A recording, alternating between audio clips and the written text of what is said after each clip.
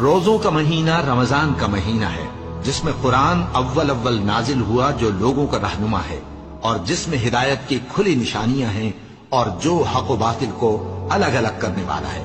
تو جو کوئی تم میں سے اس مہینے میں موجود ہو چاہیے کہ پورے مہینے کے روزے رکھے، اور جو بیمار ہو یا سفر میں ہو تو دوسرے دنوں میں روزے رکھ کر ان کا شمار پورا کر لے۔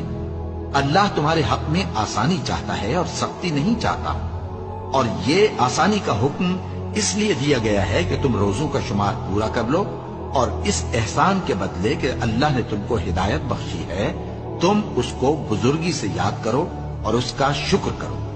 اور اے پیغمبر، جب تم سے میرے بندے میرے بارے میں دریافت کریں تو انہیں معلوم ہو کہ میں تو تمہارے پاس ہی ہوں۔ جب کوئی پکارنے والا مجھے پکارتا ہے تو میں اس کی دعا قبول کرتا ہوں۔ تو ان کو چاہیے کہ میرے حکموں کو مانیں اور مجھ پر ایمان رکھیں تاکہ نیک رستہ پائیں۔